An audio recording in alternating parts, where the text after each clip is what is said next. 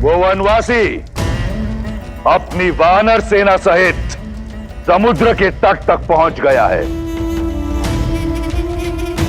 मैं अपना निर्णय लेने के लिए स्वतंत्र हूं, परंतु नीति शास्त्र कहता है कि मुझे मेरे मंत्रियों का परामर्श सुन लेना चाहिए।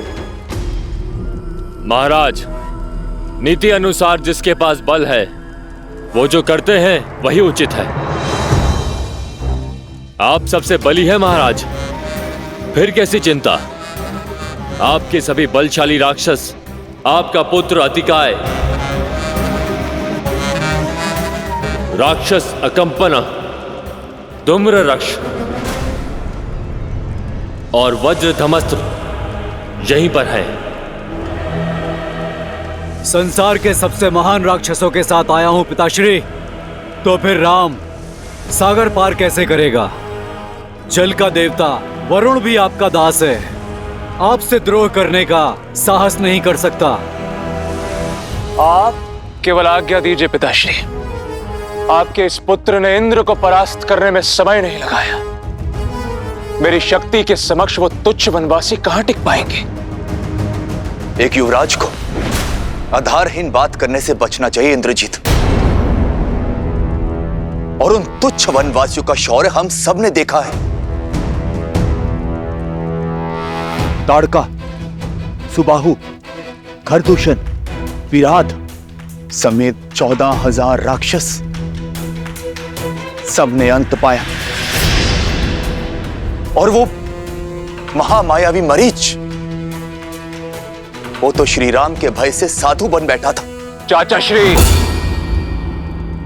यदि आप मेरे पिताश्री के अनुज नहीं होते तो इस दुस्साहस के पश्चात एक और शब्द बोलने के लिए जीवित ही नहीं रहते। इंद्रजीत, कायरों को भी अपना मत रखने का अधिकार है। विभीषण को अपनी बात पूरी करने दो। महाराज, श्री राम कोई साधारण मनुष्य नहीं, साक्षात नारायण और माता सीता लक्ष्मी का अवतार। और इससे पहले कि नारायण के धनुष से काल छूटे, बचा लीजिए अपने आप को, इस लंका को और संपूर्ण राक्षस कुल को। महाराज,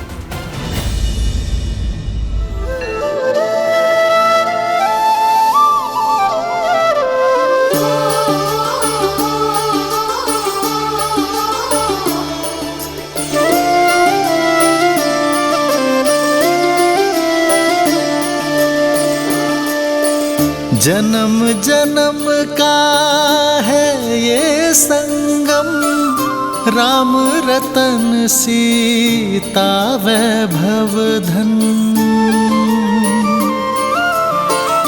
एक है पौरुष, एक समर्पण, एक है रूप तो दूजा दर्पण। राम है लोचन, सीता दृष्टि, राम है बादल, सीता वृष्टि। मैं सदा आपकी अर्धांगिनी बनकर, आपके बल और संबल का स्तंभ बनकर रहूंगी। वचन देती हूँ कि मैं आपका हाथ कभी नहीं छोड़ूंगी। राम सिया राम, सिया राम, सिया राम, राम सिया राम, सिया राम। सीता को रखते हृदय रघुराई, पूर्ण राम को करने आई। सीता करती उनकी पूजा, राम से आसा प्रेम न दूजा। राम सिया राम, सिया राम, सिया राम, राम सिया राम, सिया राम, राम सिया राम, सिया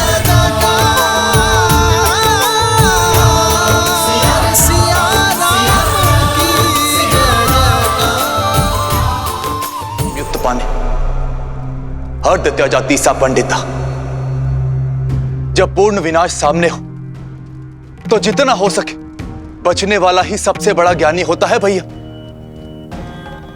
भैया, हनुमान के प्रहार को लंका की प्रजा ने देखा है, भुगता है। आगे इस विनाश को रोका जा सकता है भैया। क्यों आप चाहते हैं कि लंका के नन्हे बालक पिताहीन हो? आप महाराज हैं भैया। प्रजा के धन और प्राण की रक्षा करना आपका दायित्व है। अभी भी देर नहीं हुई। श्री राम में जितना बल है उतनी ही करुणा भी है। इससे पहले कि लंका ध्वस्त हो जाए, आप श्री राम से क्षमा मांग लीजिए, क्योंकि केवल श्री राम ही एक आसरा है। कदाचित उचित कहा तुमने।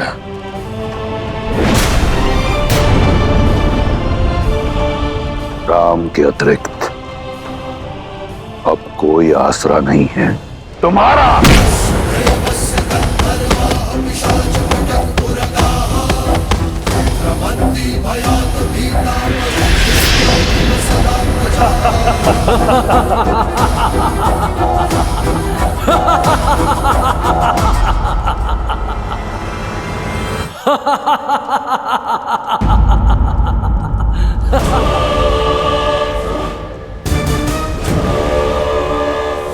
तुम इसी योग्य हो कि उस वनवासी के चरणों की धूल को अपने मस्तक पर लगाओ। उस राम ने 2 राक्षस क्या मार गिराए, इतना बखान। और तुम्हारा भाई जिसने सहस्त्रों वर्षों में सहस्त्रों वीरों का संहार किया, उसका कुछ नहीं।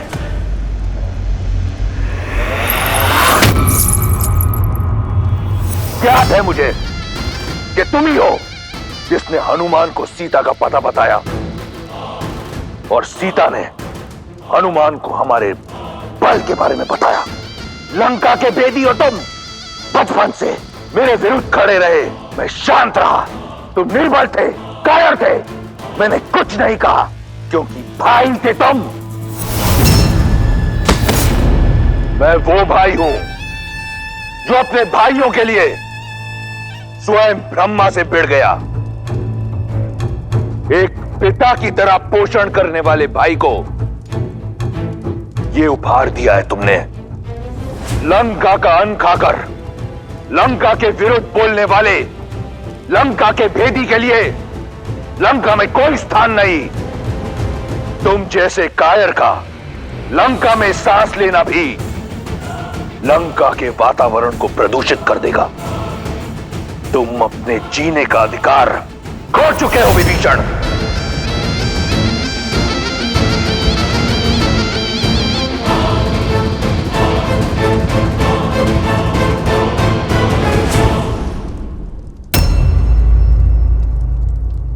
यदि मैंने माता को वचन नहीं दिया होता कि जीवन भर तुम्हारे प्राणों की रक्षा करूंगा, तो यहां इसी क्षण तुम्हारे प्राण हर लेता विभीषण।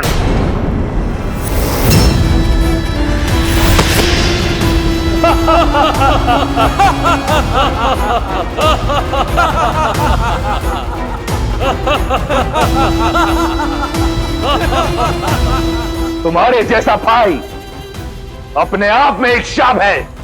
चले जाओ मेरे राज्य से, मेरी लंका से, मेरे जीवन से। आज के पश्चात मुझे भैया मत कहना। जाओ। निष्कासन ही नहीं महाराज, मृत्यु दंड मिलना चाहिए इसे। मुख तो देखो, ग्लानि का भाव तक नहीं है। मुझे लगता है उस राम का गुप्तचर है ये। प्रजा की ढाल बनकर स्वयं का हित साध रहा है। बुद्ध पुराण श्रुति सम्मत बानी, कही विभीषण नीति बखानी। सुनत दसानन उठार साई, ढल तो ही निकट मृत्यु अब आई।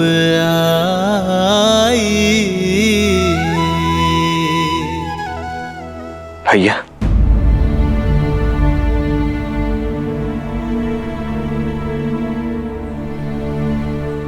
अभी मां को स्मरण कर रहे हैं ना आप भैया? भैया अब इतनी पीड़ा क्यों सहन करनी है? पहले तो हमारे पास कारण था, हमें भाभी माँ का स्थान ही ज्ञात नहीं था, परंतु अब तो हमें ज्ञात है कि भाभी माँ है कहाँ। फिर अब और विलंब क्यों भैया? हम वीर हनुमान जी की पीठ पर बैठकर क्यों लंका नहीं जा सकते? उस दुष्ट पापी रावण का अंत करके शीघ्र अति शीघ्र भाभी माँ को मुक्त क्यों नहीं करा सकते भैया? मेरी बात मानिए भैया, उस लंका के विनाश के लिए हम दोनों भाई ही पर्याप्त हैं। अब चलिए भैया। लक्ष्मण, सीता के विरह में बिताया हर एक पल मुझे शूल बनकर चुभता है। मैं भी यही चाहता हूं कि सीता इसी क्षण मेरे सामने आ जाए।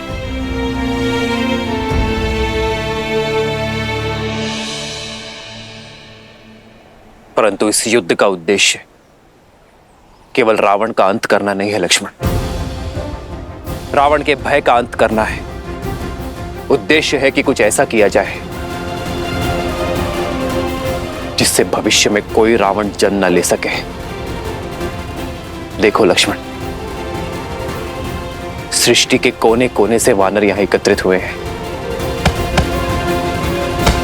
ये सब वो हैं जिनके मन में रावण का भय था, परंतु आज उसका सामना करने को सज्ज है।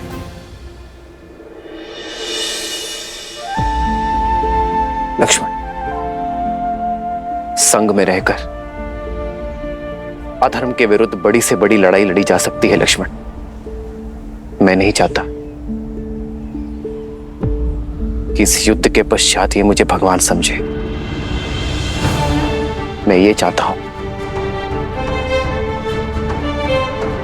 कि इन सबको प्रेरणा मिले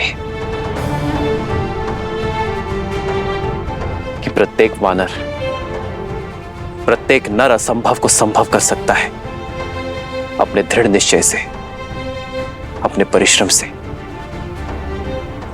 एकता से। ये युद्ध अब केवल व्यक्तिगत नहीं रहा लक्ष्मण, ये युद्ध केवल राम की रावण को ललकार नहीं, बल्कि पाप को रौंदने चली पुण्यता की हुंकार है।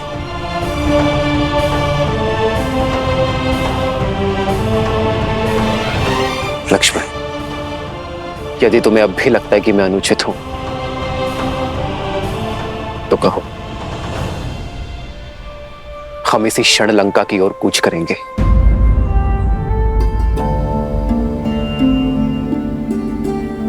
सीता आएगी लक्ष्मण, विश्वास और प्रेरणा का साधन बनकर।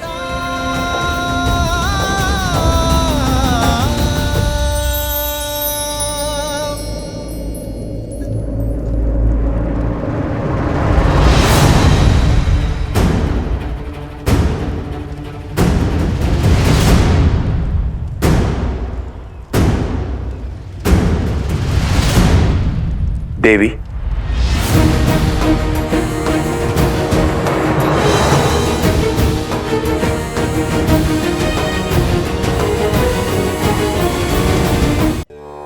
आपको धन्यवाद देने आया हूं, मुझे मार्ग दिखाने के लिए।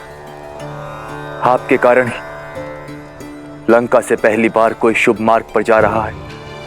भाई का हाथ थामे उसे भगवान तक लेकर जाना चाहता था, किंतु स्वयं ही भगवान से दूर चला गया। आपके सीख के पश्चात भाई का साथ छोड़ भगवान की ओर जा रहा हूं, अपने प्रभु श्री राम के पास। पता नहीं वो इस राक्षस की भक्ति को अपनाएंगे या नहीं।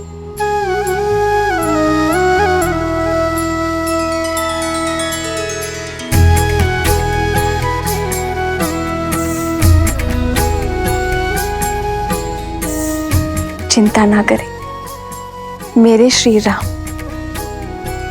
करुणा के सागर है, जो भक्ति से उनकी ओर पग बढ़ाए वो स्वयं उनका हाथ थामने आगे बढ़ जाते हैं। आपका कल्याण हो।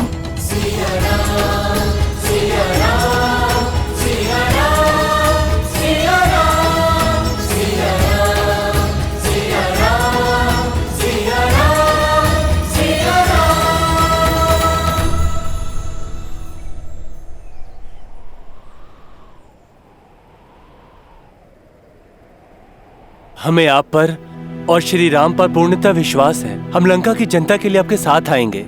जिस प्रकार यहाँ आपके सहयोगी रहे हैं हम, वहाँ भी आपके सहयोगी होंगे हम। धन्यवाद। आइए, जिस स्थान पर आपको सम्मान ना मिले उस स्थान से चले जाना ही उचित निर्णय होता है। आइए।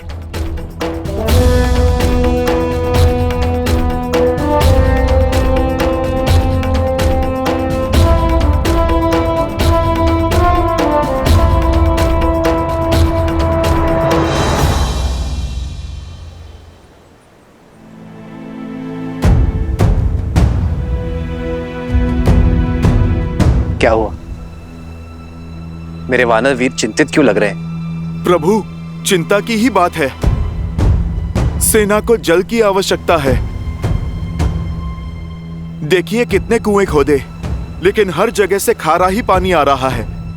प्रभु, आपने कहा था कि प्रयास करो तो प्रकृति भी सहायता करती है, पर हमने कितने कुएं खोदने का प्रयास किया। आप देखिए प्रभु।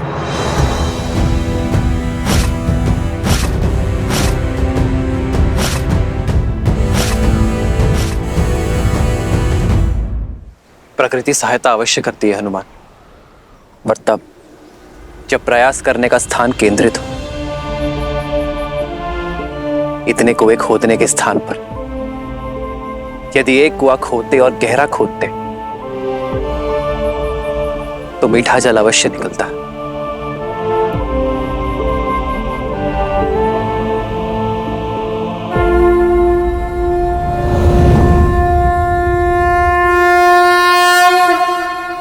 नमामि गंगे।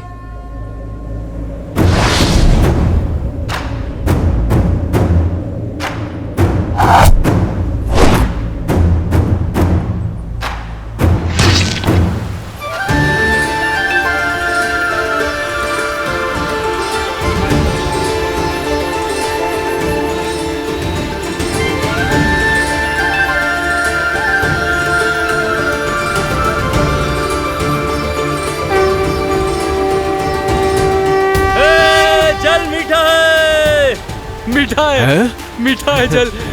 अद्भुत। जहाँ प्रभु श्री राम हो वहाँ हर कार्य सफल होता है।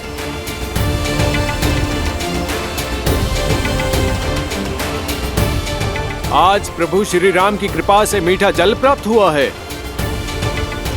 हम एक बार और प्रयास करेंगे और सागर पार का मार्ग खोजेंगे। उचित कहा भ्राता। जय श्री राम। जय श्री राम। जय श्री राम। जय श्री राम। जय श्री राम।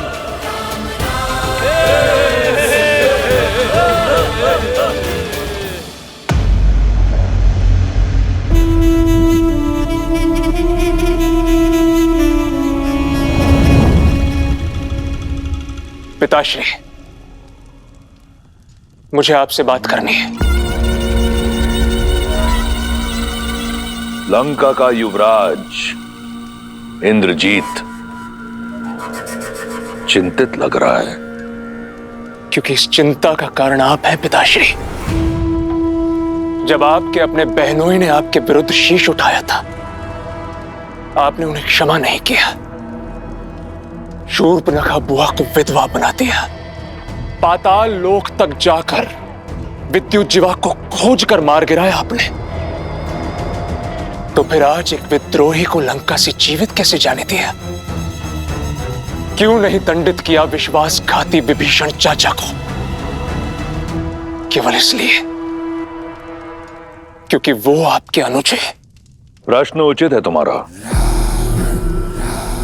जिसने अपने द्रोही बहनोई के प्राण हर लिए, उसने अपने भाई विभीषण को क्यों जाने दिया? क्योंकि मैं यही चाहता था।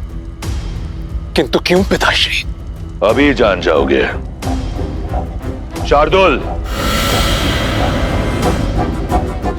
आज्ञा कीजिए महाराज। मेरी छत्र छाया से निकलकर लंका से निष्कासित होने के बाद विभीषण के लिए संसार में कोई स्थान नहीं, एक स्थान के अतिरिक्त। मुझे जानना है कि मेरा विश्वासघाती भाई कितना गिर सकता है। जो आज्ञा महाराज।